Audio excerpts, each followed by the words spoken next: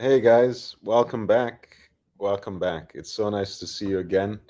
I just had a really nice and enriching conversation with my friend Racing R about the change of pace in his watch collection and in his watch style, and how his current move to Southern California made him choose a few pieces that really meant a lot to him, that are really useful for him in his daily life, and that he can rely on without having to fuss over them too much, without having to babysit them, without having to um,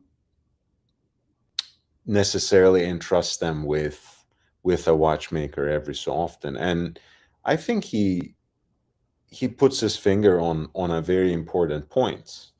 There come points in our lives where we are perhaps better off with a few pieces or even with a single watch that we can simply rely on without any condition.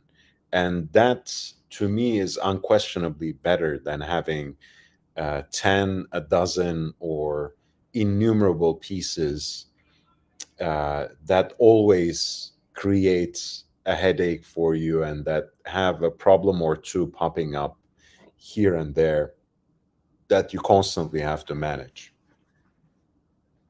Now, of course, that can be the price to pay to maintain um, a collection that is numerous, that is diverse, and that leans more heavily on pieces that are vintage or that are simply older than 20, 25 years, and that are considered perhaps neo vintage, right? And I always, again, advocate that you build a collection with some thought behind it.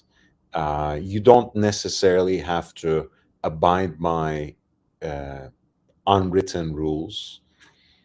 There's no one watch or a particular brand that has to be in your collection.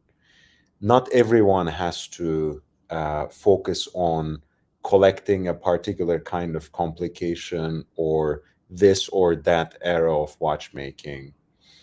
Not everyone has the resources to only buy, uh, Patek or Rolex, or let's say only collect complicated independents or time only boutique independent brands, or double branded uh, Rolex and Patek Philippe watches, from the 60s and 70s and whatever.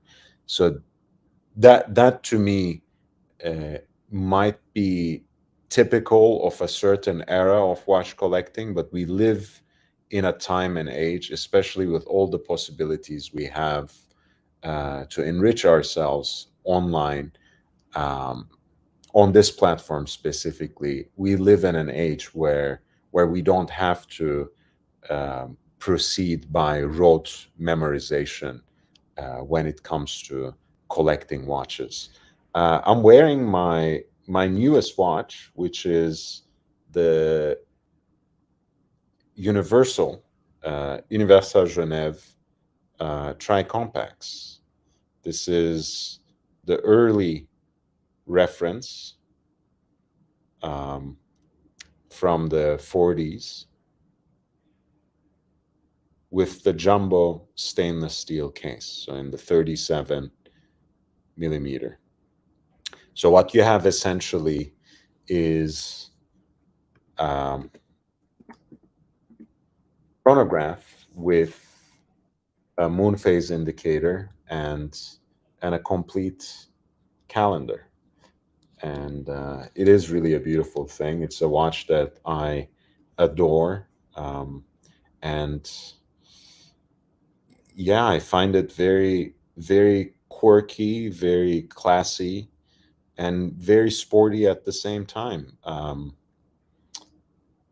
Because of that sturgeon moon phase,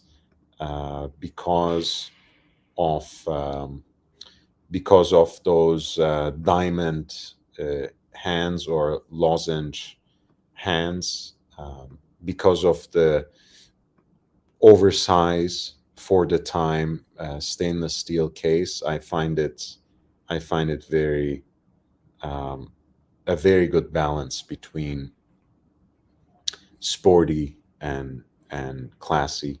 And I found this perfect vegan strap for it. And yeah, I'm really I have a similar vegan strap on the same Alcantara material for my Breguet Type 20 as well. So I'm really into these um, Alcantara straps lately because they give the suppleness and luxuriousness of suede without the guilt, so to speak, without the baggage, at least for me. And in a way, they are more durable, more reliable than suede. As you know, um, Alcantara as a material is used in the interiors of luxury sports cars, supercars, even um, like Lamborghinis, uh, like BMWs, like many others, and of course, similar materials have been used for the lining of chests and um, vanity containers and jewelry boxes for centuries. So um, I'm really enjoying that particular material as a strap, and I think it's a nice color too because it kind of picks up on the background of that patinated moon phase indicator without exactly matching it. So I'm very happy with it. Um, but going back to the previous conversation about collecting watches again, I don't. um I don't think there is a single rule. I don't think there is a single path. I don't think there are, um, boxes that you need to tick and check off. But I always appreciate collections that have some thought behind them, some cohesion even after the fact, and some measure of um, of philosophy, or let's use the less pretentious word, simply an approach, a certain outlook, comportment towards collecting watches and towards life. And that's what I always appreciated about Racing R's collection, and his latest trio, I think reflects that too, right? For someone who comes from uh, a country and relocates at least temporarily in another one in Southern California specifically, he thought he needed a GMT watch, so he got his Tudor Black Bay Pro. That's great. And Tudor Black Bay Pro, of course, is a serious sports watch as well, with, of course, lots of vintage inspiration and a lot of uh, heaps of kind of Rolex cool and mythology that extends back to 1655, the so-called Steve McQueen, the first iteration of the Explorer 2, but it's also 200 meters water resistant. It has that sort of depth rating, which means that you can take that watch to any sort of physical activity or to the beach or to the poolside with abandon, right, without thinking twice. Um, he has his more properly speaking diver watch in the Omega Seamaster 300 Professional, which again is a very solid choice. And as his name would already give away, pardon me, racing R, being a racing enthusiast, uh, being a cyclist himself and quite a competitive and active person, he actually has a use for a good, reliable chronograph as well, which he has found in the contemporary Sapphire Sandwich version of the Omega Speedmaster with the caliber 3861. I want to welcome again my viewers, Watch Nicholas, Bezels, Victor M, and JB. Thank you again, JB, for being here last night and sharing your new acquisitions and keeping me company on the panel, but also for your very generous contributions as well. So yes, that's ultimately the one main idea that our conversation um, arrived at, which was that we would rather have a smaller collection. We would rather have a handful of watches, a few watches, or even just one that is the right watch, that is the perfect watch, that is the appropriate watch for the moment, uh, what we are going through and how we are living right now, then just accumulate dozens of watches to simply hoard and possess. Right? It's much more important sometimes, especially when you are at a certain juncture in your life, and especially if you have already gone through certain cycles in your journey of collecting watches. You start appreciating simplicity um, a lot more.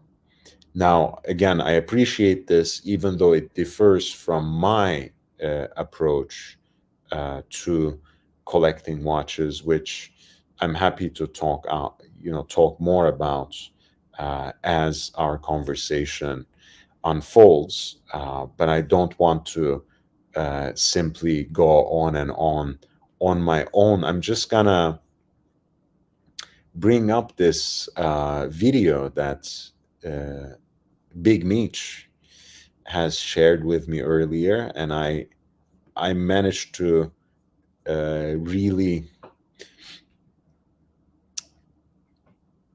crop basically the screen so I avoid all the other things that Big Meech has sent me over the day. Just just earlier today, I think he sent me a lot of interesting videos and visuals that I should perhaps not share on a live stream. So we'll focus on what is actually related to watches and to a brand that we were talking about. Victor M, goodbye, man. It's nice to see you, and thank you for staying with us as long as you did. I appreciate you too. You take it easy. Um, Thank you for the kind words and good wishes. Um, so here's the story. Apparently, this gentleman has an Omega Speedmaster, which he, I'm given to understand, he purchased it um, in connection to the birth of his son. Um, and I don't want to spoil it. Let's see what this gentleman says. Apparently, the watch needed service and it was still under warranty. So he sent it to, I'm sorry, it wasn't under warranty. Uh, the watch needed service. He wanted to uh, send it to Omega. He uh, did that through an authorized dealer. And here is how it unfolded. So I said at the boutique when I dropped it off, I bought this when my son was born. I've worn it his whole life. I don't want it polished. Please don't touch it. They said, sure, we won't polish it. So he goes to the boutique. He says, I bought this watch when my son was born. Please don't polish it, right? For me, this watch, he will explain it further later. Uh, he means to say, for him, this watch is a vessel or of those memories, right? He has been wearing it since his son was born, and he doesn't want it to be polished and come back in a way that makes it look like this shiny new thing, right? He wants to make it look like the watch that he got himself to celebrate the birth of his son, and he wants that watch to remind him of all the times that they spent together since he was born. They offered like, oh, we usually put a new crystal on. I said, please don't do anything. Like, I don't want anything done with it. And they said, sure. Get a call back like a couple weeks early. So I'm like, oh, sick. The watch is done. The boutique manager is on the phone, and she's like, hey, I need to polish the watch. I get in there, it's polished. So they replaced the pushers, they replaced the crown, they swapped the hand, and put a new crystal on it. So like the worst thing you want to hear after a surgery. I didn't want to polish. I wanted it to hold memories. Like I feel like the brands sell us on their history. Absolutely. Like, we should be able to preserve our own. So I'm pissed. Like they knocked a couple $100 on an already expensive service on a chronograph. Now I feel like it's not even like an original watch anymore. Like it's a bummer that like half the parts that you interact with like every day. So I said at the boutique when I dropped it off. Wow. So you see, hi, baby girl. Thank you so much. Thank you for being here.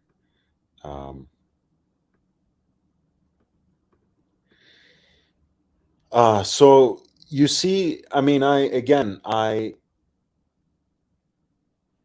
respect people who trust uh, these corporate structures, who have some measure of belief uh, in that they would do right by them, that they would stand by their warranty, that they would honor the words that they give to them. But at the end of the day, to me, none of that can replace a face-to-face human interaction, right? If I need to get this watch fixed, if I need to um, if I need to um, somehow get this watch serviced, I want to deal face to face with the actual person, with the watchmaker who is going to service that watch, who is going to work on that watch. And that eliminates all these different steps that can create confusion. And sometimes they simply refuse to listen to you, but I want to give them the benefit of doubt. I want to believe that there was some sort of miscommunication here, some uh, some way where these things were being communicated from one step of the ladder towards the service center, towards the actual person who serviced the watch. But at the end of the day, this is what happens, right? Um, you want to be absolutely sure that they will do the right thing, and they don't always do the right thing. And we are not, again, I'm not singling out Omega here. I also don't trust Rolex to do it right.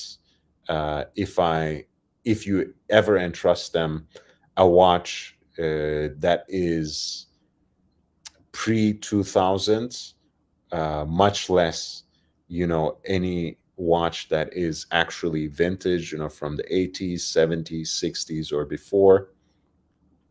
Um, I would also rather send uh, anything and everything that I have, including the Breguet, probably the Gégé Lecoultre as well.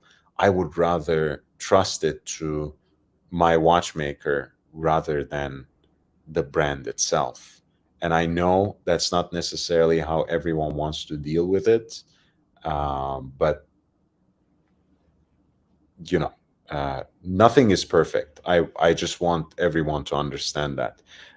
Meech, yes, I guess you hadn't joined yet, but I actually made a whole explanation about how you not only provided this information, but since um, you sent me so many other things that I had to find the right cropping of the screen to make sure that we are only focused on the watch related content that you shared and provided in this instance, rather than um, exposing something else, which you may have just sent, by the way. So I don't know whether I should pull that up in the live show. Yes, probably I shouldn't. For example, the very last picture you sent, but that's a good try. I could have just pulled that up and see. Oh, let's see what Mitch has sent us. I mean, I don't think it's the kind of picture that would get us banned, but still, probably not the not the best. Not the best kind of visual for this family friendly show. And again, I mean, I really feel for this gentleman, um, and how he was treated uh, against his very clear instructions, right? He says, do not polish the watch. Please do not change the crystal or do anything. And they basically do a whole overhaul. They polish the watch, they change the crystal, they change the crown, they change the pushers, and all they can do at the end of the day is knock off a few $100 from that very expensive service bill that they have basically inflated by adding things on top of it that he didn't even ask. And again, I want to give them the benefit of doubt. I want to say that his clear instructions were somehow lost in the white noise of corporate paper pushing, and somehow, pardon me, what he communicated in the boutique perhaps didn't actually make it to the watchmaker who performed the service on his watch. In which case, once again, I always tell you, if you have uh, still some hair left on your head, I barely have a few threads, but I always make sure that I find a good barber whenever I am visiting a place, or whenever I have just moved into a new town. I have a few leather shoes that I have been wearing for quite some time, and that I don't want to simply give up. Uh, so I find a good cobbler in case I need one or two pairs of them to be resold. Um, in the same way, right? If you are uh, a watch collector worth your salt, if you are a watch collector worthy of the name, please do get in touch with uh, a handful of skilled, experienced watchmakers with positive reviews and references in your town, in your region. in the vicinity of uh, the town you live in. So try to reach out to these people. Try to talk to one or two of them. I'm not necessarily saying interview them, but at the end of the day, you have to find the right person who will do who will get things right for you, who will do uh, right by you, and with whom you can build a relationship of trust. Um, if that doesn't exist, that's not the kind of relationship that can work. And the benefit of that relationship is, again, we love always saying things like, shop local, buy American, this or that.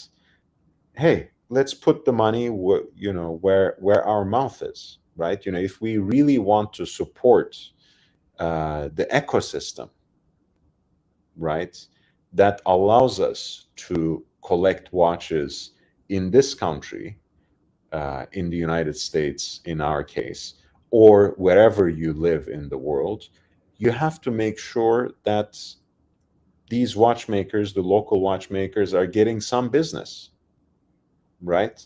So please uh, do provide that business to them. I'm sure they would be more than glad to take care of you, and you will have the advantage of uh, having that face-to-face contact, human interaction, and the benefit of actually giving these instructions to the very person who is going to be working on your watch, rather than dealing with some random corporate structure, uh, and dealing with a situation like this where things get lost in the noise, important things fall through the cracks, and you end up with a watch that had at some point meant everything to you, and that now has basically become a lifeless object because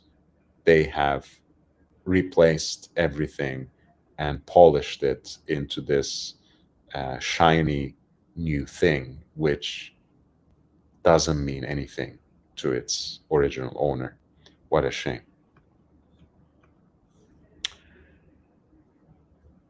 The crop is showing our conversation. Is it? It's not. I mean, not the uh, not the not any of the parts that were objectionable or questionable, and perhaps a little risque, shall we say. But I'm glad uh, you're playing with me uh, that way. Baby girl, you were saying share everything with us. I don't know what you mean by that. I have certain red lines, but if we are talking about what I value in collecting watches, honestly, I think I like a good balance of aesthetics, and technical innovation. Um, I particularly love mid-century design. Of course, I have certain periods of design that that I like that precede mid-century, and certain um, other um, designs that I appreciate from later periods as well. But um, a lot of what the watch brands have released in the 40s and the 50s and in the 60s, to me, are timeless, uh, iconic, and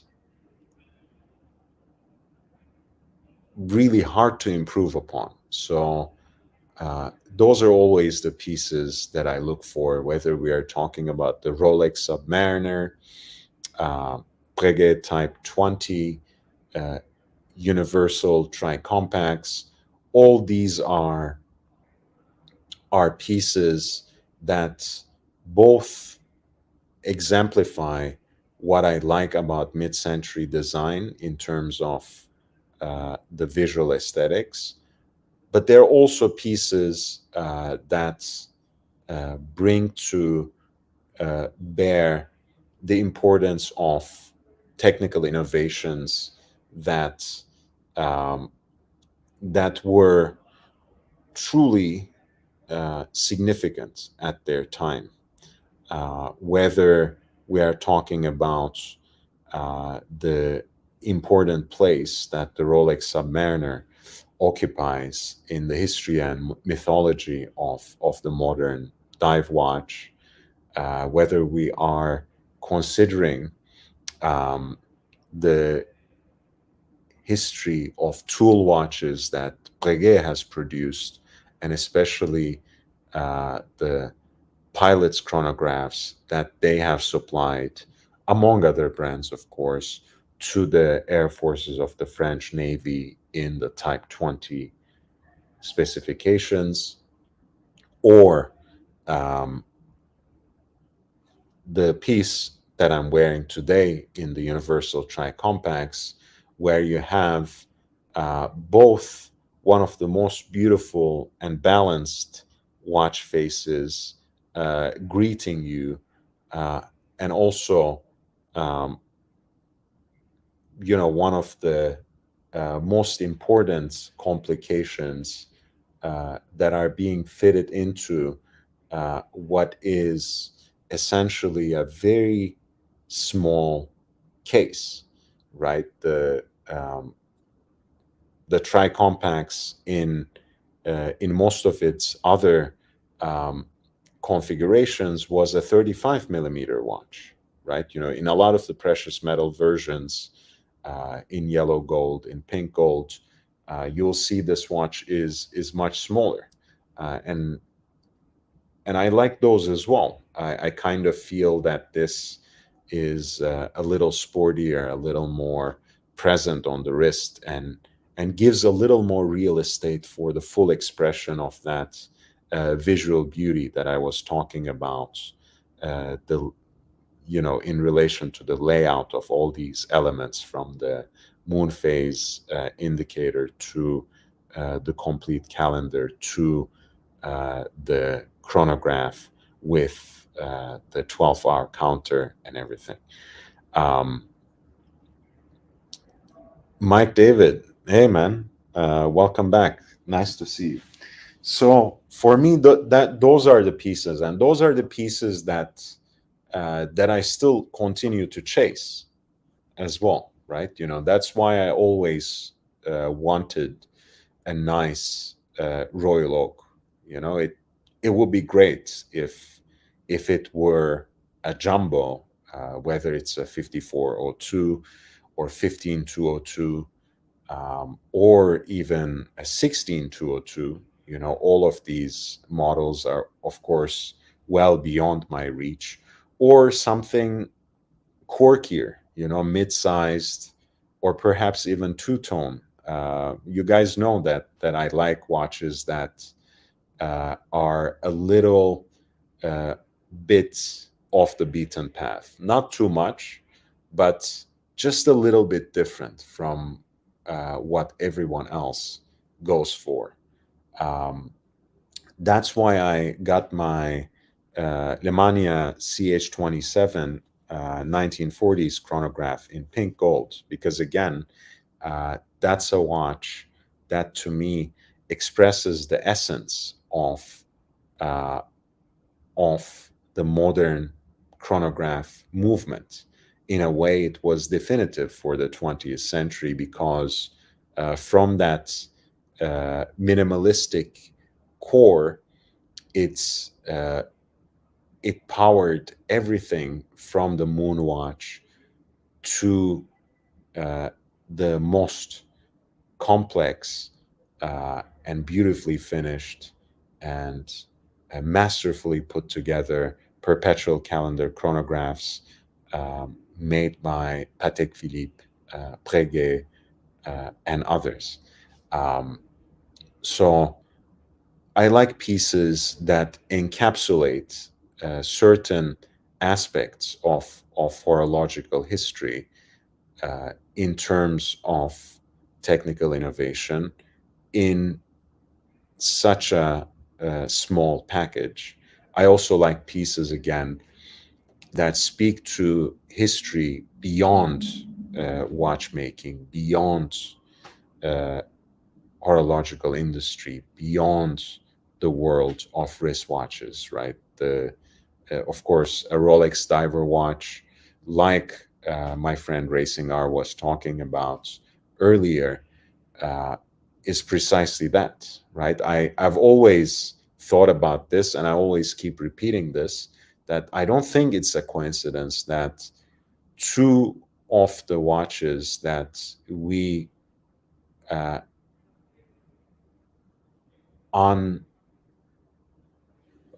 without hesitation we call icons, right? There are two watches that we call icons without hesitation: Rolex Submariner and Omega Speedmaster. And I don't think it is a coincidence that these watches both have such profound, specific, and substantial connections to the efforts that we made towards the exploration of the sea, right? The deep sea, the oceans, on the one hand, and the exploration of the space on the other, right? I don't think it is by a random chance occurrence that the Submariner and Speedmaster have everything to do with the human quest of making sense of our place on this earth by inquiring into these different uh, habitats that surround us, whether we are talking about uh, the sea or space.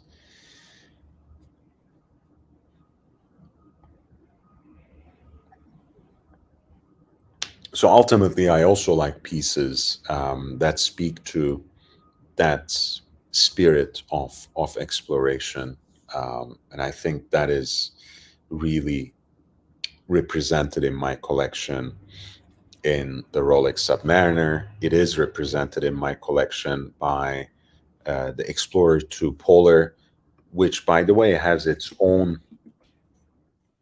uh, story that usually gets lost in the noise, that usually is not talked about as much, uh, and without necessarily being immediately overtaken by the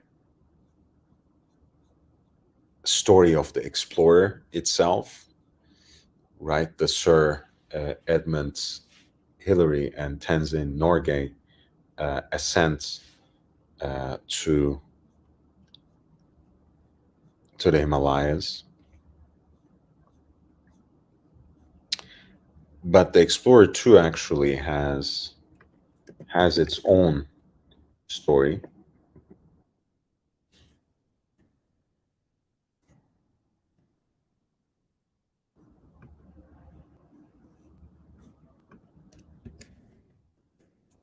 that's that is of a different trajectory in a way than than the ascent to Mount Everest. Like you see it here, Rolex actually did uh, uh, an advertorial campaign for this particular quest as well, although it seems to have fallen through the cracks of history. But Erling Kage, who is a Norwegian explorer, has actually worn this watch as a, an integral piece of his equipment when he was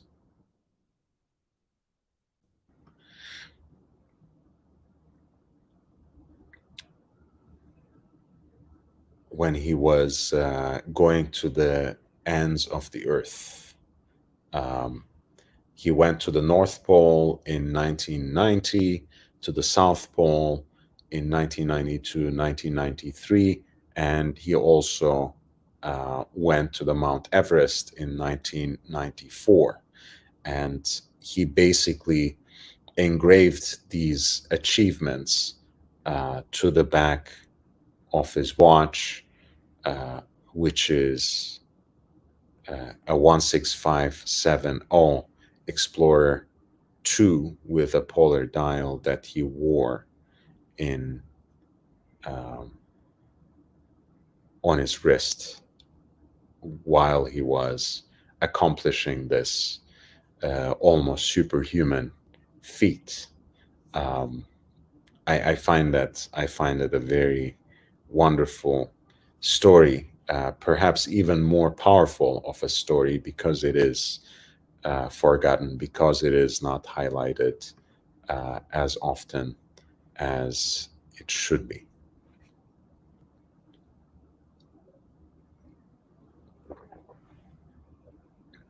And again, I find it perhaps even more endearing because Rolex was uh, at the same time as they were advertising this particular watch as the rugged companion of an explorer worthy of the name, such as the Norwegian Erling Kage.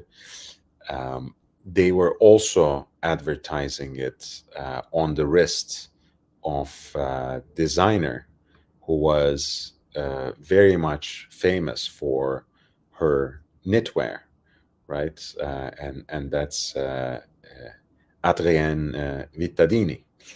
Um, so I find it very uh, very amazing that Rolex itself was very much aware of the unisex appeal of this watch, of the wide appeal of the Rolex Explorer 2 16570, especially with the white dial.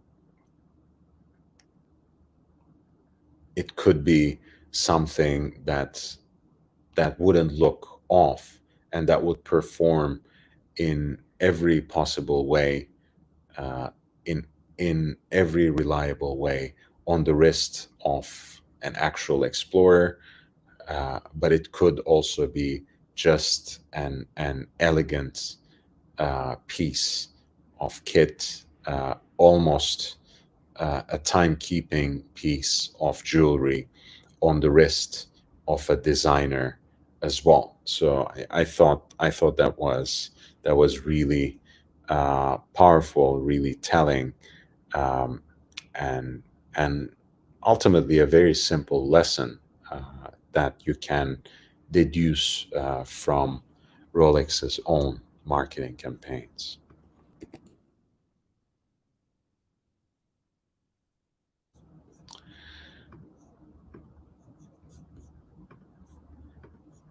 Right. I'm just checking my emails and messages very quickly because sometimes people send me some stuff during the show and I miss it and I don't want to do that.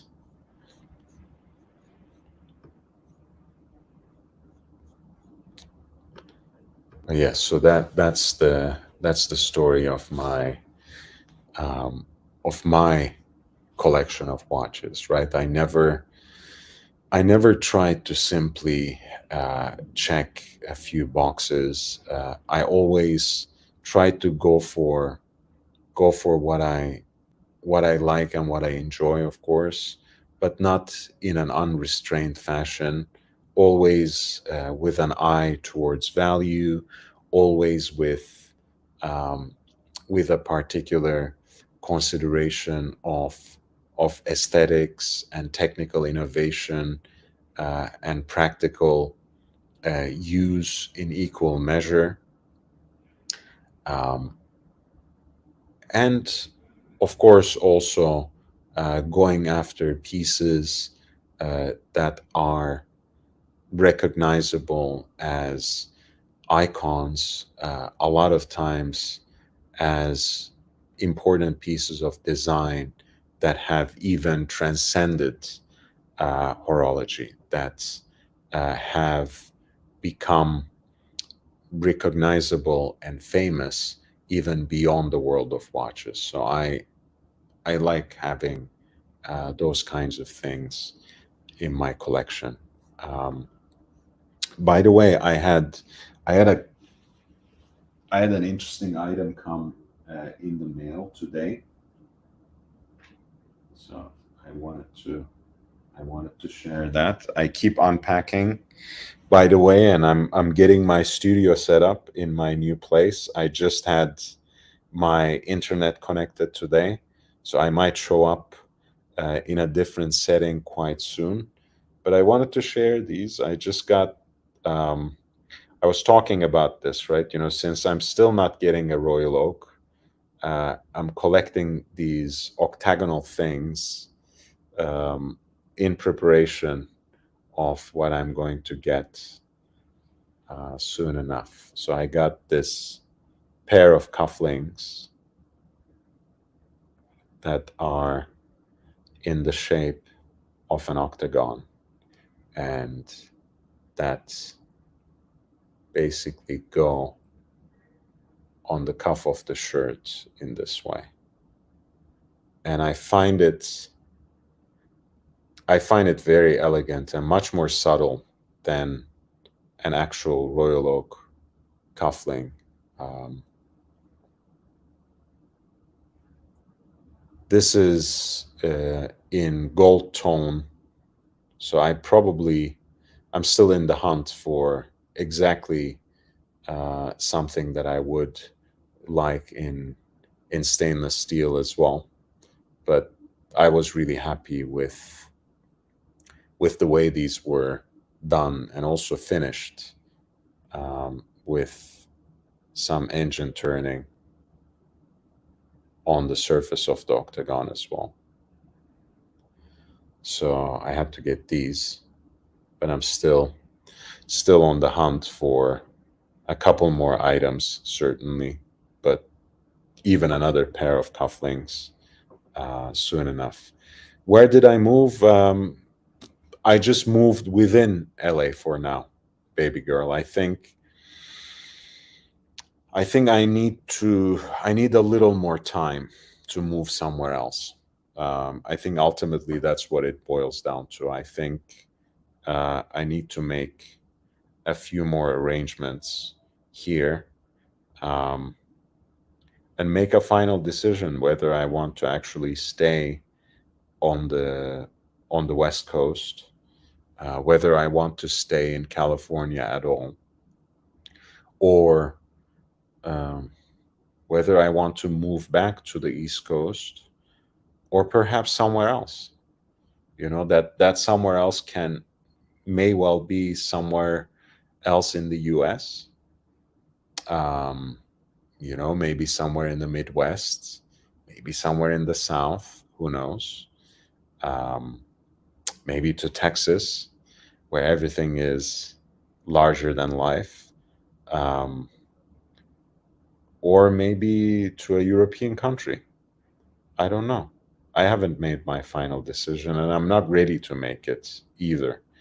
Um, and I think ultimately, at some level, it might have something to do with the fate of this channel too, right? If this channel grows uh, in the rate that it has grown uh, from February until now, um, you know, maybe at the end of 2023, I will have a different plan, and maybe I won't have to be in Los Angeles, even though I can stay in Los Angeles for sure. So for now, I'm staying in Los Angeles. Vegas, I have no I have no objections. Um, Although no particular incentive either. I feel like I don't know. I mean, Las Vegas itself, I don't particularly enjoy, but other parts of Nevada or Arizona could be interesting as well because I like the desert. Um, it's not. It won't surprise you, but yes, I do. I do like the desert. So that can be interesting. Yeah, Big Meech has his priorities, of course. I understand and appreciate that. Um, but yes, that's something that I'm thinking about. But in the meantime, I really enjoy my new space. I want to decorate it a little bit before I invite you guys in, so to speak.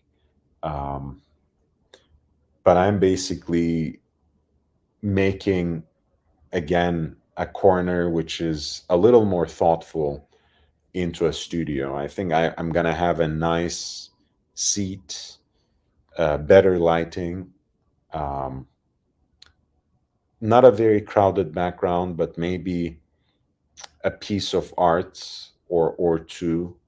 Um, Nothing too intricate or ostentatious, really.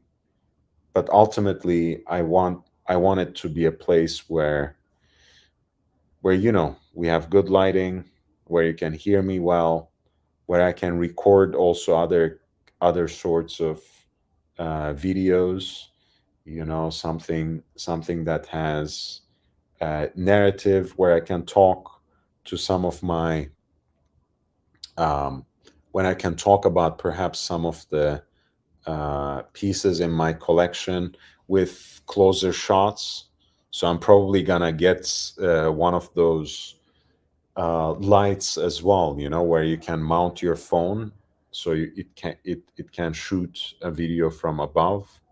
So I thought that would be a nice way to have kind of a talking hands kind of shorter videos about every piece in my collection, which people have been um, clamoring for really at this point for a while. So I look forward to that. Um, Other than that, I think I spent too much time in the Bulgari boutique already. That they sent me a holiday card. I think they're courting me. They're trying to make me finally buy an Octo Finissimo, so that can be a narrative line for next year. Am I finally gonna get a Royal Oak in preparation for my 40th birthday? Am I going to get um, a Bulgari Octo Finissimo? Am I gonna get a Chopard? Am I gonna go for a Parmigiani Fleurier? Um, who knows? There are very interesting possibilities in terms of collecting watches over the next year, 2023, which is the year of the goat. As you see, Michael Jordan is preparing for it too. I think he's gonna have something special coming up through the Jordan brand, probably, but also not limited to it. And I really love that. Um, Love that he appeared with that new De Bethune watch. Um, Let me see if I can find that visual. Oh yeah, right here.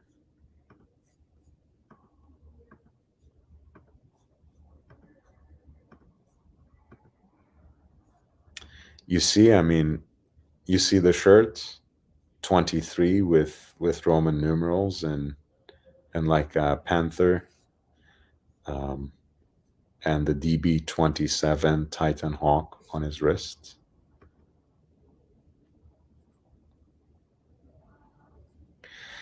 Yeah, I really like, again, I love De Betun. It's a brand that I've appreciated from a distance. It's like, to me, the aesthetics are amazing because it's like, how would Breguet make wristwatches in the 24th century or something, right? I want to give proper credit, but I'm forgetting which one in my audience has said this, but it's kind of Breguet meets Star Trek, which I thought was a beautiful way to put it. But it's really a brand that blends together um, these retro, um, nostalgic uh, aspects of horological design that we borrow heavily from uh, Breguet's pocket watches from a bygone time, and this sort of futuristic vision that we have, um, in many ways associated with the visual aesthetics of Star Wars and Star Trek. I think uh, it's a great little retrofuturistic timekeeping device. A lot of their watches are simply too big for uh, for what I like and what I enjoy, and what I feel comfortable with wearing on my wrist. Pardon me. But nevertheless, I've always loved and appreciated their aesthetics from a certain distance. I didn't know, by the way, that Michael Jordan had a stake in Watchbox. Uh, that's an interesting bit of information that they dropped right there. Um, I know that Watchbox owns now um, the Betun. In I mean, look, these questions are very complex. Of course, I don't want to simply make a huge statement, but they have a majority stake in the Betun. So it's that's important to note.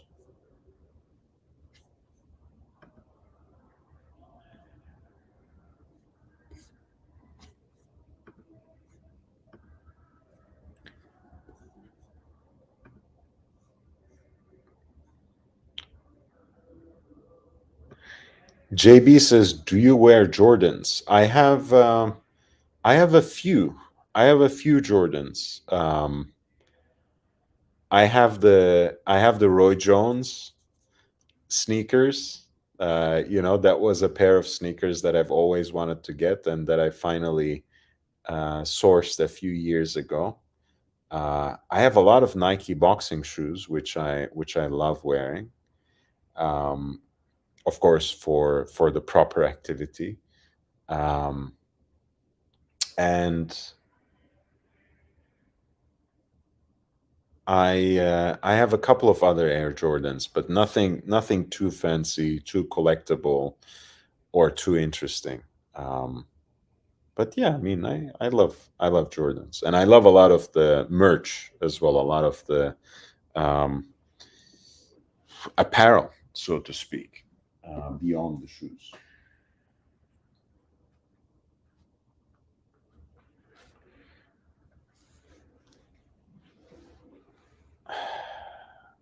Avo, how are you doing, my friend?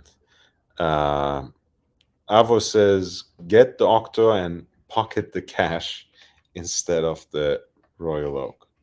But that's one way to go. That's one way to go. And I do love the Octo. I do love the Octo.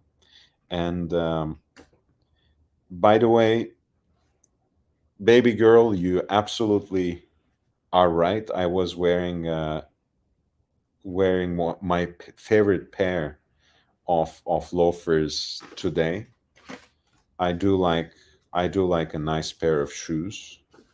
I do like a nice pair of classic shoes. Um, the more English, the better. You know, I like English and American stuff a little better than Italian and French, but that's not necessarily that's not always the case. That's not a hard and fast rule for me. But yes, um, I do like a nice pair of shoes more than a pair of sneakers. Um, I think it's really rare that I wear sneakers or other sorts of sports activity shoes outside of the gym or outside of that particular activity. But again, it's not a hard and fast rule for me. But yeah, I'm not a hype beast at all. I wish, I wish, but I'm not that cool. You know, I'm more on the spectrum. I'm most certainly on the more um, on the dorkier, nerdier side. Uh, the hype beast side, I'm not cool enough for that stuff.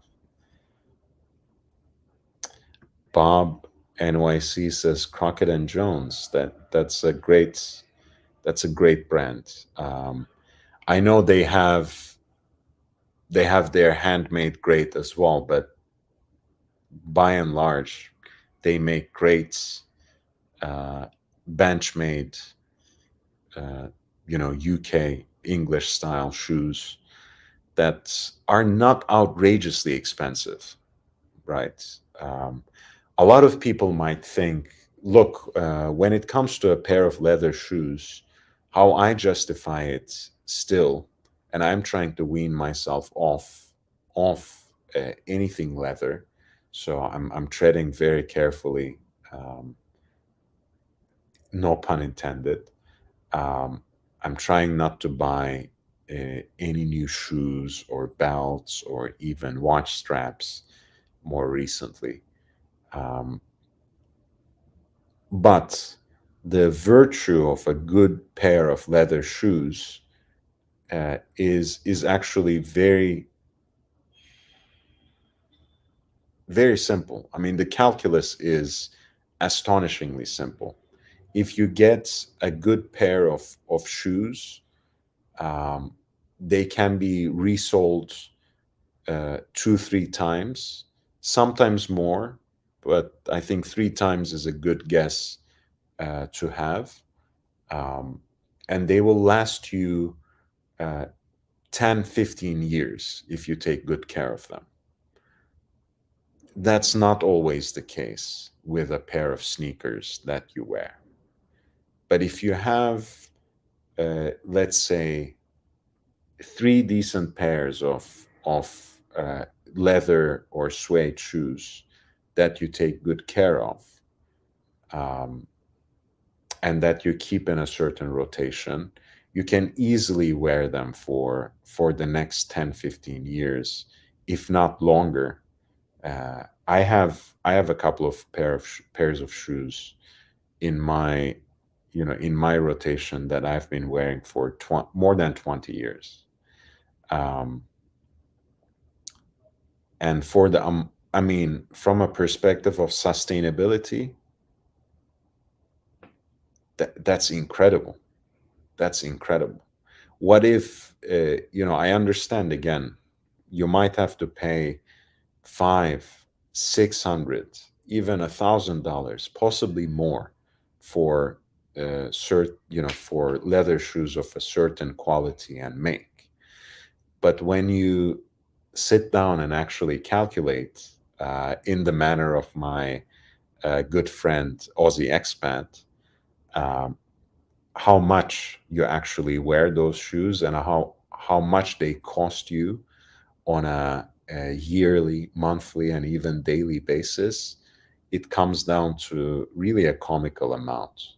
So I think ultimately, a well-made pair of shoes is is an investment well worth it. And there are so many great brands, so many um, important makers that have their own style, that have their own culture. Really, again, there's no rule. There's not a single style. There are a lot of great Italian shoes too. A lot of great French makers as well.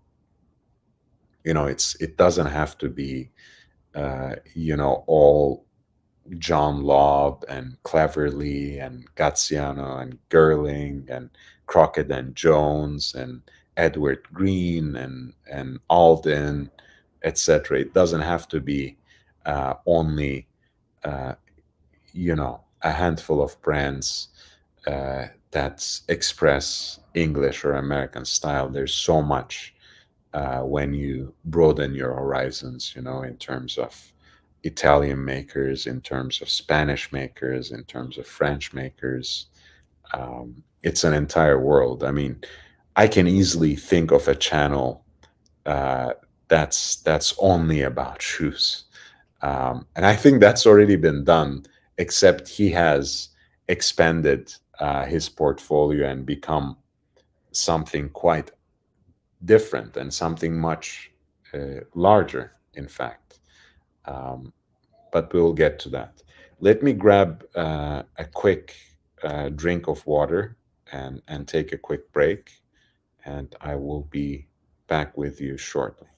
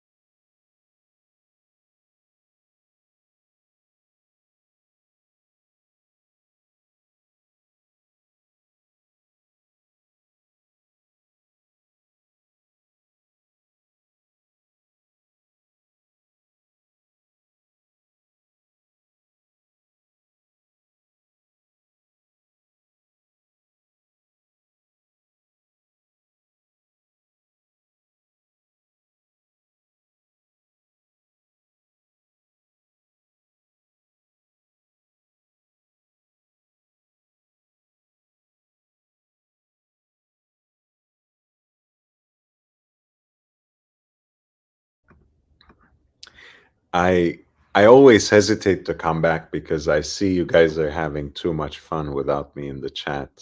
So I don't know. A quick,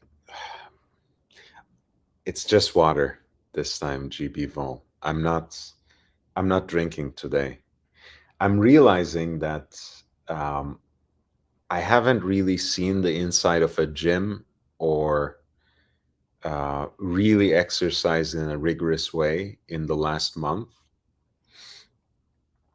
And I've been eating, drinking and smoking cigars, and it's really not good. I mean, I need to rein it in a little bit.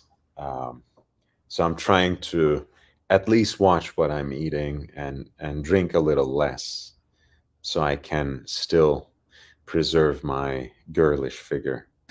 So, but I don't like quick sips in general.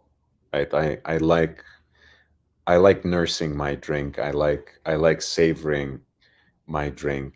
It takes me a long time to get through a single dram of scotch usually. Um, I like taking my time.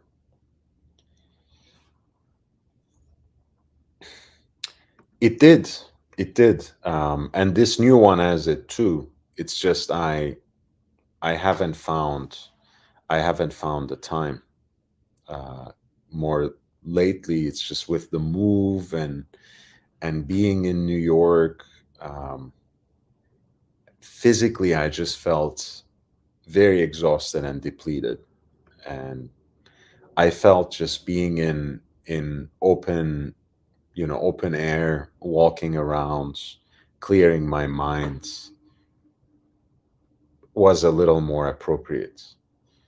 But if that doesn't go along with again, some calorie counting, watching what I eat, watching what I drink, um, it can quickly, result in a disaster. So, cup of tea. I should have made tea, but now I'm back, so maybe it's too maybe it's too late. Um, GB Vol says, yeah, yes, it does. I am a romantic, yes, uh, and in more ways than one.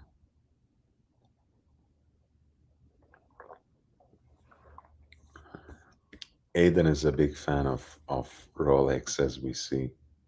Rolex. Um, yeah, I was thinking about again. I was romanticizing some of the time that I had in New York, and one of the great events that I had the pleasure of participating was the Anderson Genève uh, demonstration or exhibition that they had in the Asprey of London. Um, of course, the main attraction there was their new world time watch, right? That's they have just released in collaboration with Asprey, um, which is a double branded piece under Saint Genève, Asprey, with this wonderfully round case with some dramatic lugs that kind of remind me um, of the Vacheron Constantin Malt series at the turn of the century, where they had these lugs that splayed out and had the appearance of falcons uh, or eagles' talons. And I really appreciate that.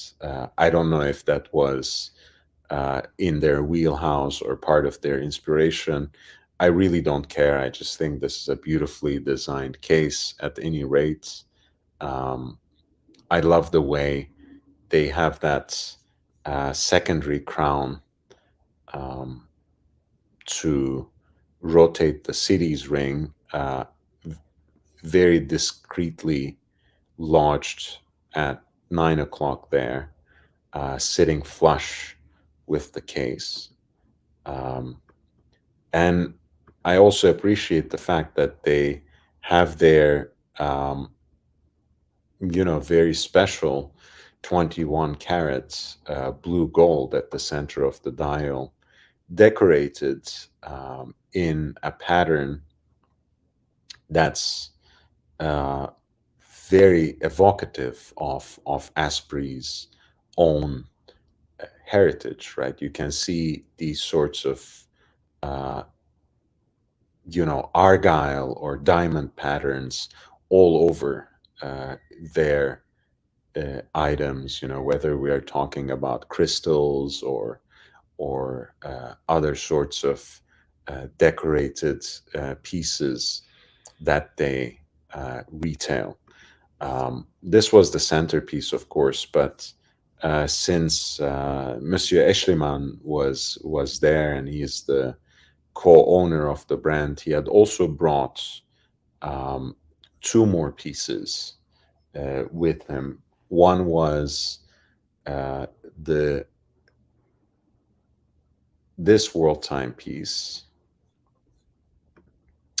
in white gold with tapisserie guilloche center dial that has this very lively um,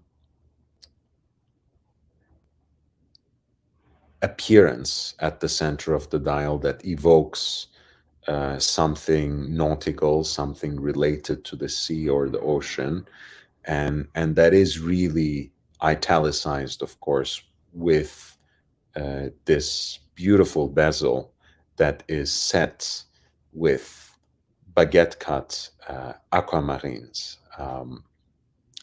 This was a beautiful piece, and not coincidentally, this was also the piece that was exhibited all around the world and was also chosen as a finalist for the ladies' complication category in the most recent edition of the GPHG, right? Like the Grand Prize of Horology in Geneva.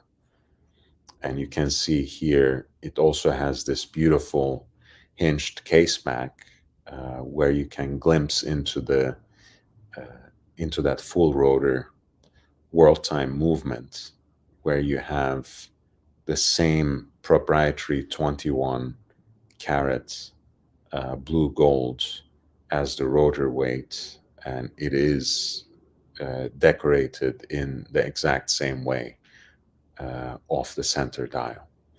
This was again a gorgeous piece that I would I would wear any day of the week, and twice on Sunday. I could really, I couldn't care less about what category it found itself for the consideration for the grand prize. But this was really an extremely gorgeous piece. And he had also brought this jumping hour,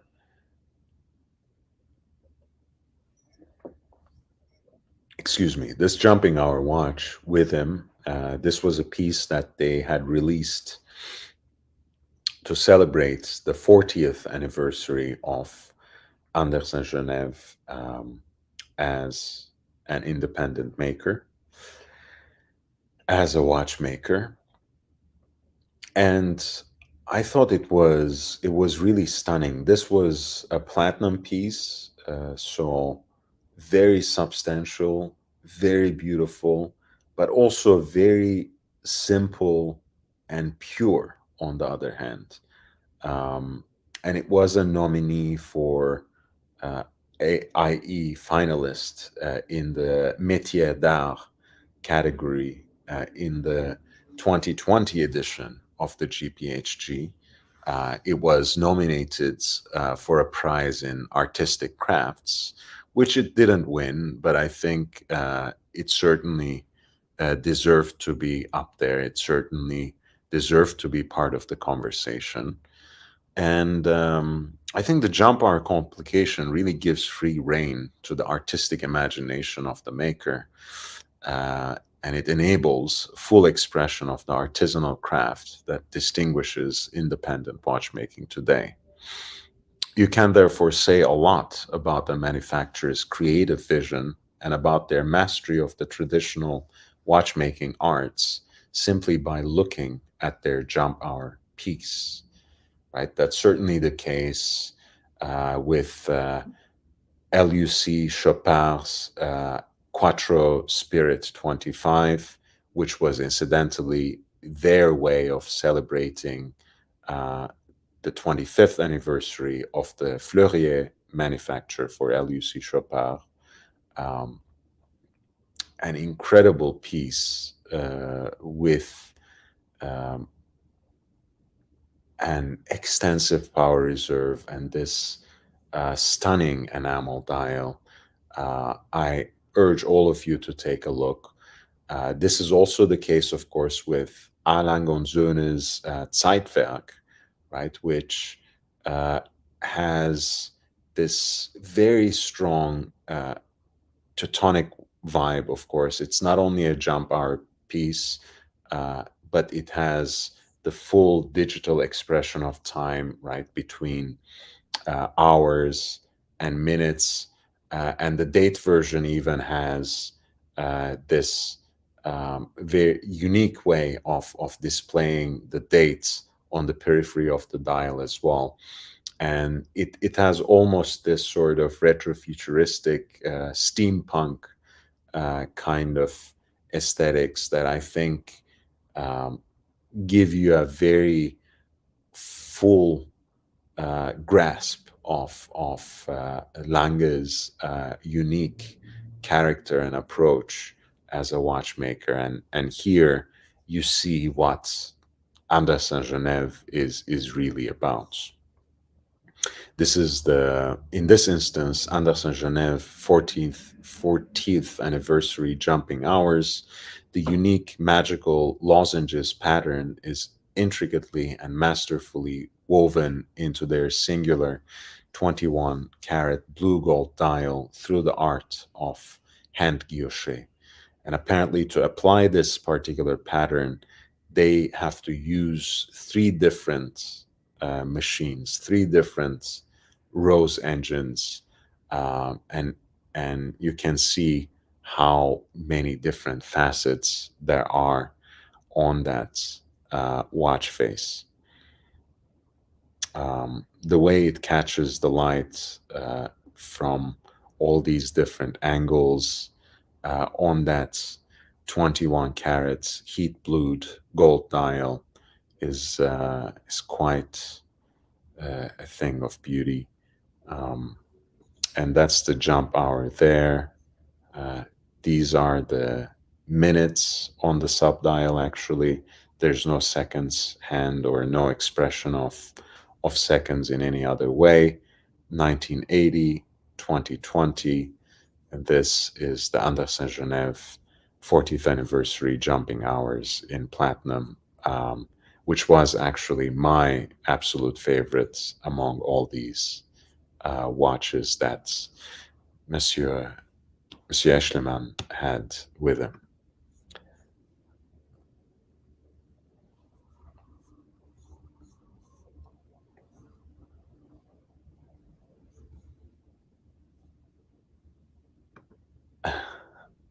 Ice cream, cigars, and booze. Hey, that sounds like the good life to me, GB. I really love all of the above. That's what I will say.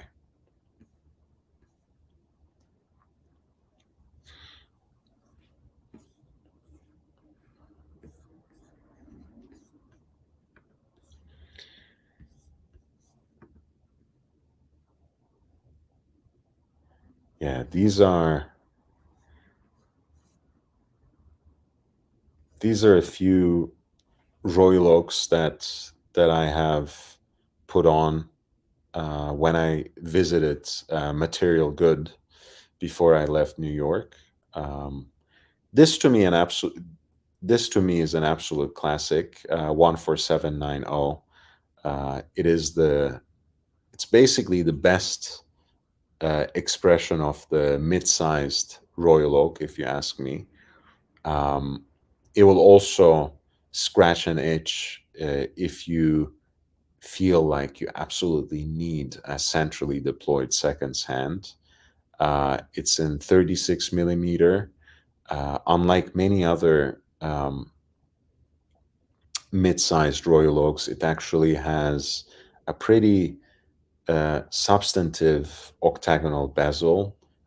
In some versions uh, of it, especially the 4100s, for example, you have a bezel that's a little too thin, at least for my liking, and that kind of puts off the proportions of the watch a little bit.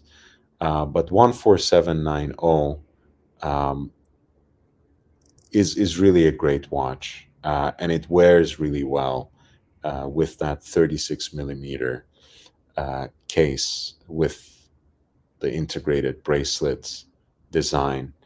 The dials usually patinate beautifully. They age in this manner where you really have a watch that, in fact, seems to um, grow into the role, especially in this two-tone version, where you have a dial that fades into this slate blue, um, and where you uh, have a certain glint of gold that plays off all the 18 karat gold accents of the watch as well. And this is actually the piece that Prince Michael of Kent wears on a frequent basis, if not all the time. And I think again, this is the kind of watch um, that is quite versatile and that you can wear into any kind of occasion. Um, they also exist, of course, in full stainless steel. Uh, they those have climbed up in price a little too unreasonably, at least for my liking, in the last 5 years or so. But the two tone still presents a kind of value proposition. Uh, of course, not when you end up buying it from places like Material Good, but if you know where to go and if you know what you're getting, you can still find some value in 14790. And I expect, again, with the trends on the market, I expect some of these pieces to dip down further in price. But this is one of my absolute favorites, and still to a certain extent, one of the sleepers in the among vintage and neo vintage Royal Oaks.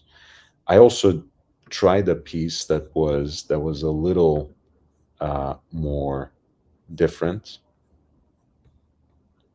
Um, this is actually one in white gold in 33 millimeter. So calling it reduced size or mid size would be a euphemism, most certainly. It's a really feminine piece, but the way that dial has transformed into what you can, in all honesty, call a tropical dial gives the watch a beautiful contrast, really, because in an ideal world, those brilliant cut diamonds really don't belong on a tropical dial. Um, Yet they are there, and they just belong, right? That I think that has a lot to do with the fact that Royal Oak has always been about the contrasts. right? Contrasts between those brushed grain and mirror polished surfaces, the contrast between um, the beautiful simplicity of an ultra thin dress watch and an almost brutal industrialism and practicality of a sports activity piece. Um, so I think there is something about this watch that brings into sharp relief those contrasting elements that go into the Royal Oak design almost in a microcosm. So I thought this was an interesting piece to try, and it actually looks good, and it felt great too because despite of its 33 millimeter case, it feels rather substantial on the wrist. Being uh, fully in white gold and being on a full integrated bracelet. I really like it.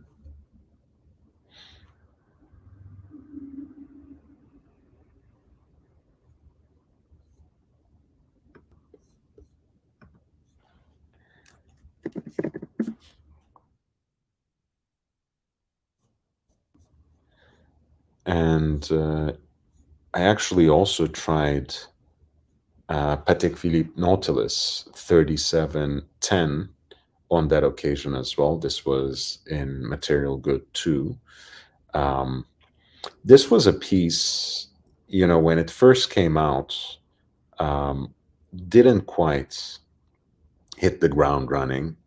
It- Quite honestly, it was never that popular. And again, 5 years ago, these were the pieces that no one looked twice at, and you could have a real bargain on something like this. And 3710 is interesting because by some accounts, and I kind of reject this. Um, this is the first, complicated um, Patek Philippe Nautilus, right? But hey, I mean, is it really is having uh, a power reserve indicator on the dial really a complication? But yes, when these pieces came out in 1998, they weren't an instant hit, and in fact, for quite a long time, the 3710, the model that they now call the Comet, was probably the most undesirable Nautilus right after the 3800s, the reduced size in two tone, for example, right? It was that kind of piece that most collectors would not even think twice or even would not even look at so much as much less pick it up. So it's really astonishing to me that now these pieces, because of their limited numbers, of course, at the end of the day, uh, are sold for six figures. It's unbelievable, but it happens, and stranger things happen. Um, and of course, going back to that idea of the first complicated Nautilus, that would be actually 3712, if you ask me. That's properly the first complicated Nautilus, which came out around 2005 and had only 1 year of production before it was replaced in 2006 by 5712. And of course, there we are talking about the Nautilus moon phase, right? With that asymmetric dial, the moon phase indicator, pointer dates, and the power reserve indicator. Of course, we're talking about the Nautilus with the micro rotor movements, um,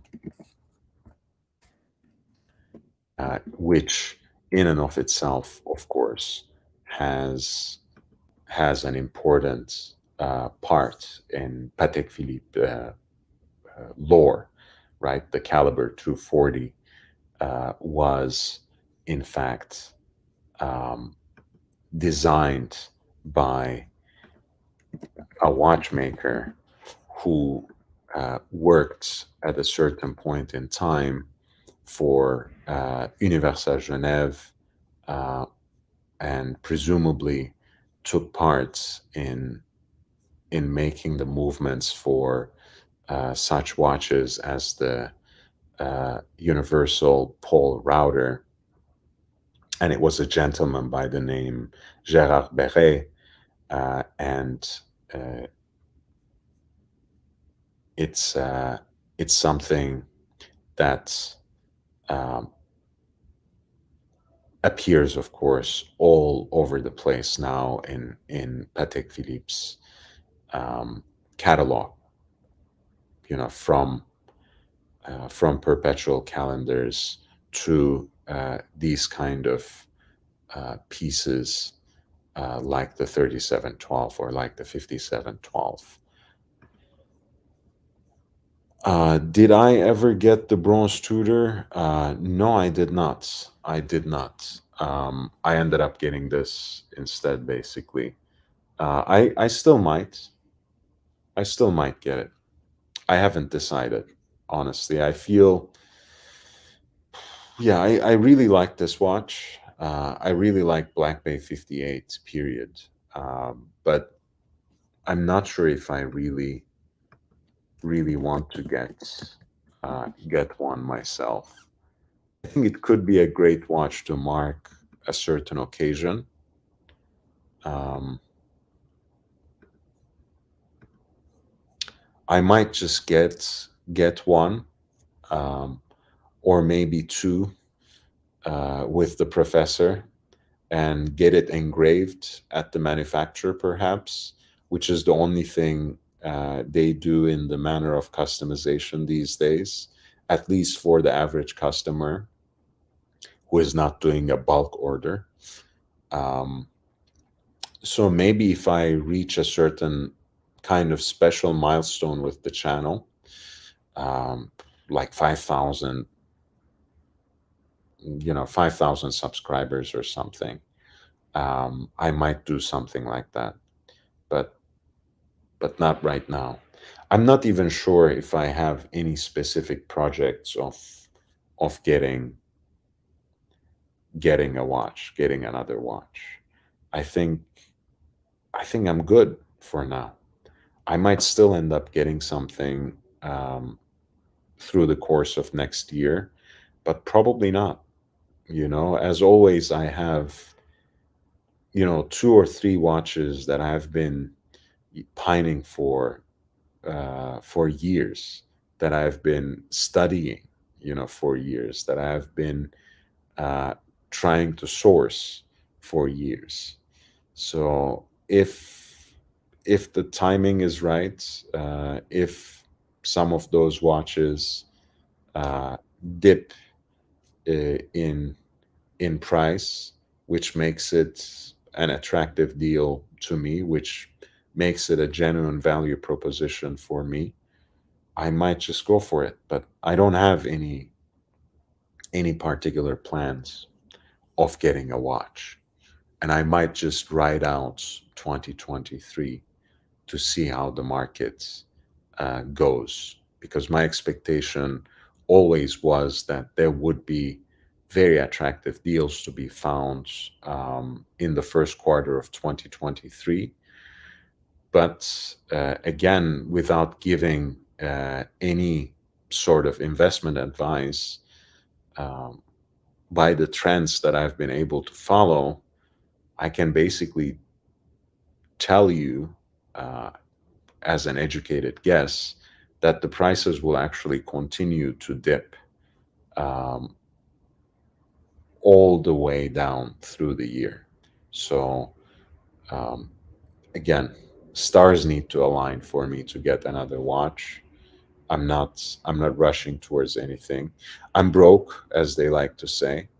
Um, so something special needs to happen for me to get another watch in 2023, and that if that happens in the form of a threshold that I cross with the channel, in the form of something special that happens to the channel, it would be great.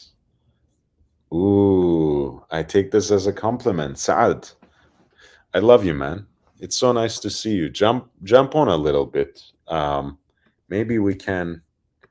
You would be a great person to discuss this notion of collecting philosophy or approach, because I think you have a very particular way of going about things. Um, and you have me figured out in a way. Again, Saad, this is not a judgment of your taste or anyone's personal taste, really. But I never quite liked yellow gold. Oh, that's quite fine. Thank you for listening. Thank you for being there. But yeah, I never really liked yellow gold. There's once every so often there's a watch in yellow gold that I find really captivating. I especially like the contrast of black dial with yellow gold a lot of times. Uh, but chances are that I would, given the opportunity, I would go for pink gold. Uh, Given the opportunity, I would even go for white gold. Uh, Actually, let's do that. I wanna show you guys some of the pink gold and white gold day dates that have been on my radar. That's everyone's favorite gray markets platform, Chrono 24, which of course always has very inflated uh, prices that reflect the wishful thinking of a lot of the gray market dealers rather than the actual trends in the market. But uh, we can indulge it once every so often. Um, Let me see what I actually have. That's that could be interesting. I don't know. I don't think I even have anything left. Okay, maybe I deleted some of them, but let's see. I'm gonna do a search for 1803, and I'm gonna choose the case material as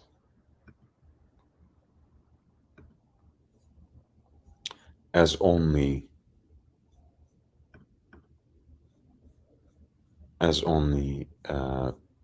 pink gold and white gold.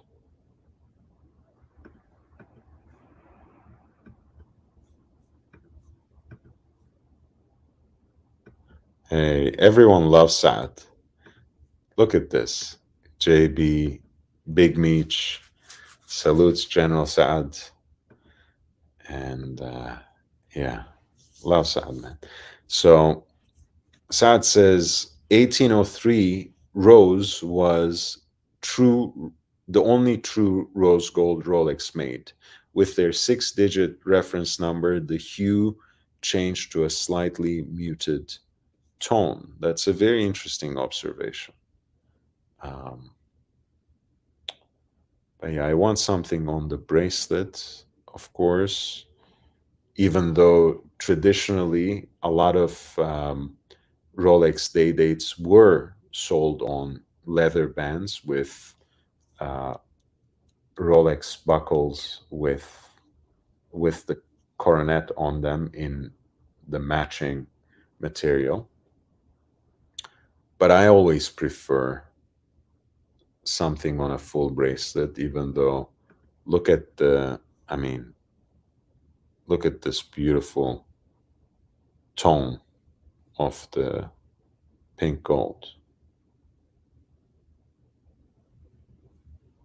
The old school pie pan dial, which is one of the uh, charms, one of the attractions of the 4 digit day dates and date justs, of course.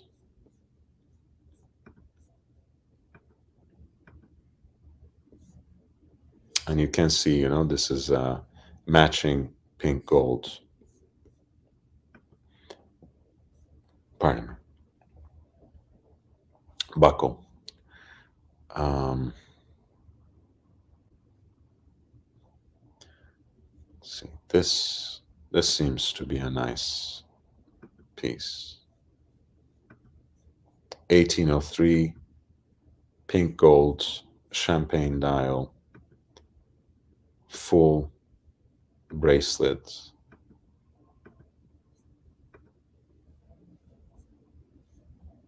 Very beautiful. I mean, the prices should be a little more attractive for me to even think of pulling the trigger, but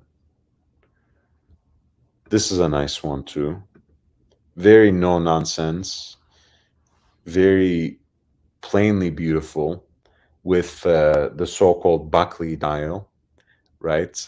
Buckley is kind of living a new life now in the social media era through his son's efforts, especially on TikTok and everything.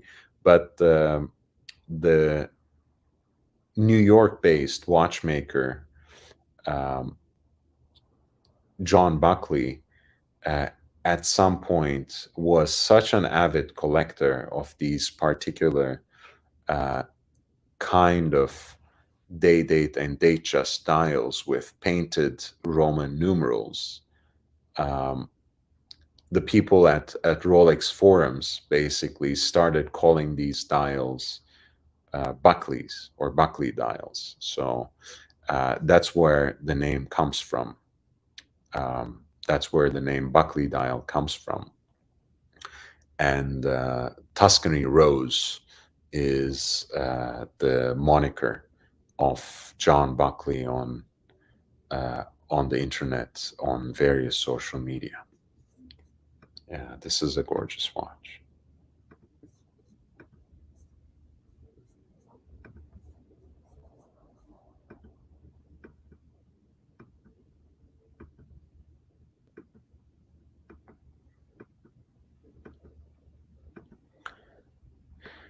Yeah, I can certainly live with a nice um, 4 digit day date with a stretchy president bracelet in white gold or pink gold. That would be nice. That sounds like a good life to me.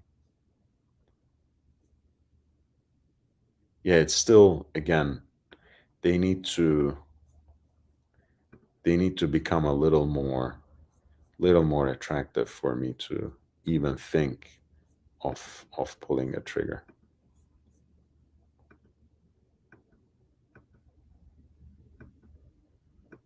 But I kind of like the idea of a white gold day date. I can't lie.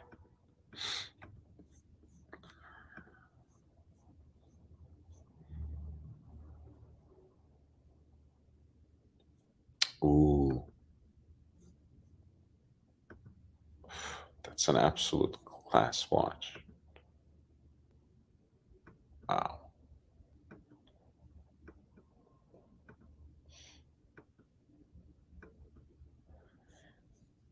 Yeah, there's something about it. I mean, I think, I like how stoic and plain a white gold day date can be, but the contrast there with the black dial that is diamond set and the white metal of the case, I think really makes this particular watch. What a great piece.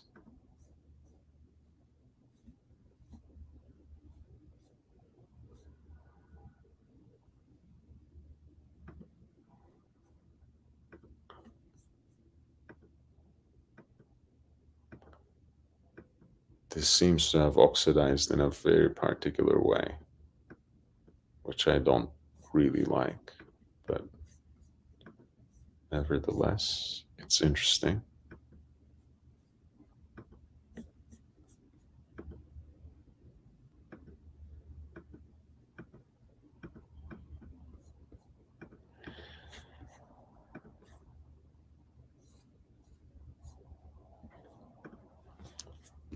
There were some interesting colors once every so often on these,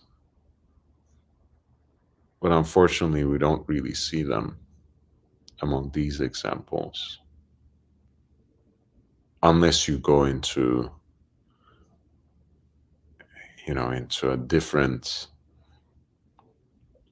spectrum of pricing, of course, as you can see here.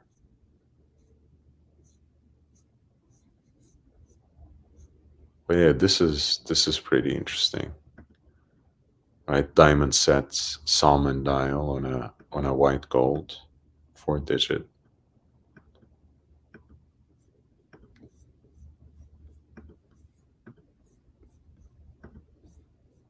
There was a non-diamond set one with applied Roman numerals right here, again on a white gold.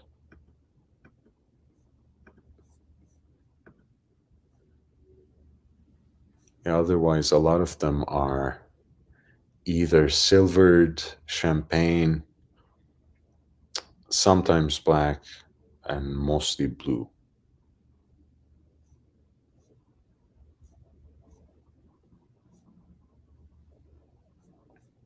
There's a birch wood dial,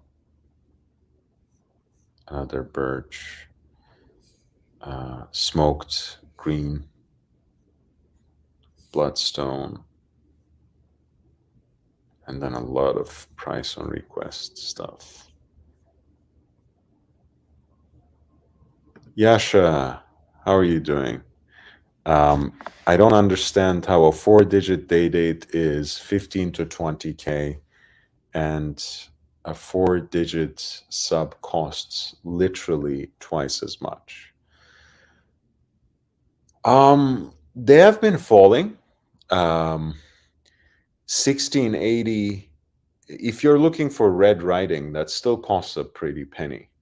But they're on a downward trend. And if you're looking for 1513 in a good condition, you can easily pick up one for $15,000. You can certainly find. Um, I mean, you used to pick up these four digit day dates for much cheaper. Relatively speaking, they were even cheaper than the contemporary sports watches. Oh, you are referring to a gold sub. Okay, yeah, yeah, yeah. But that's the 4 digit gold sub is quite the commodity, Asha, and it's always been like that in a way. So I think it has to do with a lot of things. I mean, generally, the mythology of Rolex sports watches, especially in the vintage world, has really taken off. So that brought them to a very different level.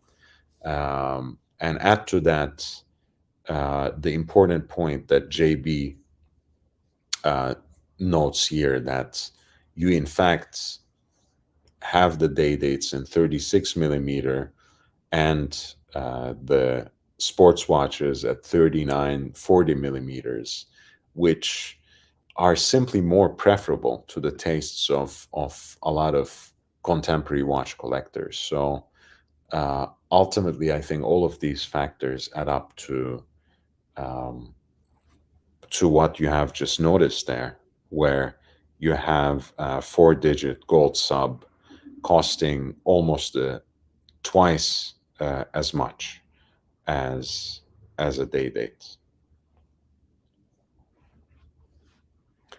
And Saad makes also an important point, right? If you are talking about like something like this bloodstone dial that you see,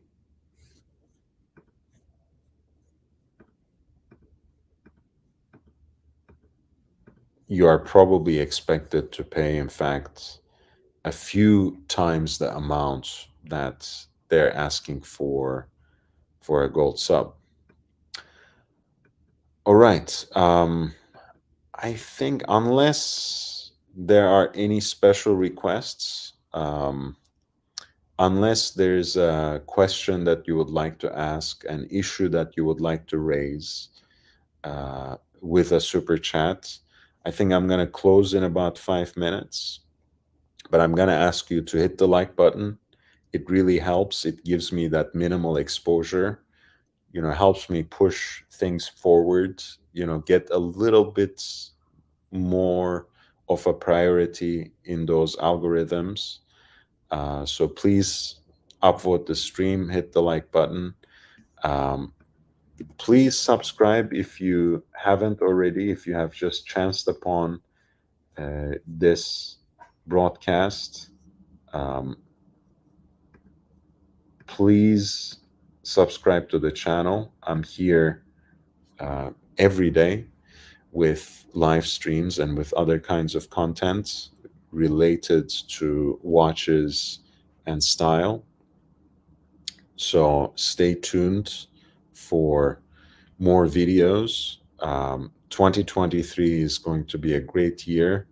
I do want to um, greet the next year with you. I might do a marathon, starting even on Friday if I get enough interest, if I get a few more panelists who will help me carry the show at certain parts of the day, um, without having to do reruns or other sorts of tricks. If we are doing a marathon, I want to do a proper marathon. So let me know if you're actually interested in that. Um, Let me know again if you want to ask a question or want me to address something, pardon me, before I log off in a few minutes. If you want to support the channel, you know how the links are pinned there in the chat. The information is in the crawling ticker. It is also included in the video description. I am uh, providing also this service on Patreon for simply $10 a month. You still have 3 more days to get your foot in the door because the price is going to increase. But for now, the service I provide is three links to great watch deals online on a daily basis. And I add a lot of bonuses as well. So they add up to about 100 different links per month. And I think that's a great deal.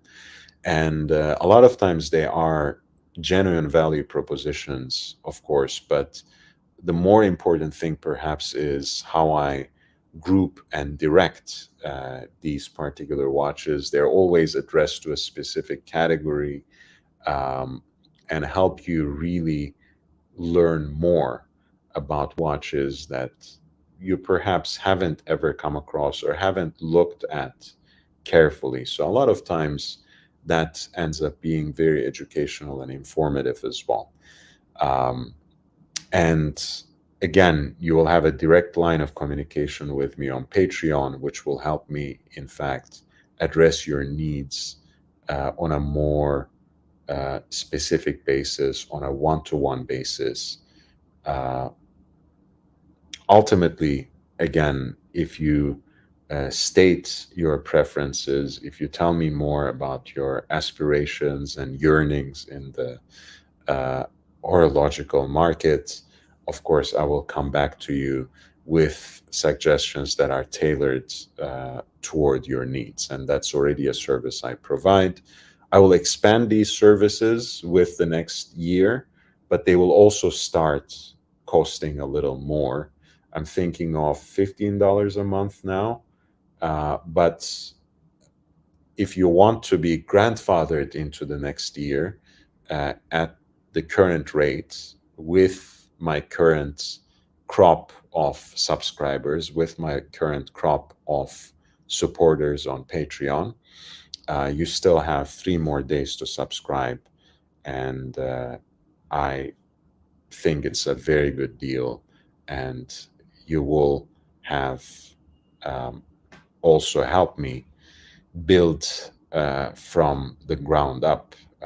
You'll be on the vanguard, so to speak, of the community that we are creating here. And I really appreciate any uh, kind of support that you give me, whether that is in the form of contributions on PayPal or Cash App, uh, subscribing to my Patreon, subscribing on this channel here, upvoting the streams, following me on Instagram. I am truly grateful for the support that you have given me. So I appreciate you, and I will be um, all right. I appreciate you, and I will be back with you tomorrow around the same time. Um, I do want to address a few things. Um, Big Me says, I can't wait to get effed up on the channel. Hey man, if you want to join, I would love that. Saad says, wish you and your family a very happy and healthy 2023 and beyond. 2023 is going to be great. I can already feel it, Saad. This channel has been a lifeline for me for 2022, and it's been my silver lining for the year, and I expect it to give me even more. I feel very good about it for the year of the goat 2023. So I'm very excited. So hopefully we will have something special for at least New Year's Eve. Happy New Year, Yasha. Happy New Year, Saad again. Happy New Year, Big Meech. Happy New Year, JP. And happy, yes, I look forward to that. Happy New Year to everyone in the chat. Thank you for your presence and support. Thank you, OG Baby Girl, for your super chat of the day. I appreciate you all. Thank you for your participation. Please hit the like button if you haven't already on your way out. I'll see you tomorrow. Um, and until then, I bid you adieu. Take care.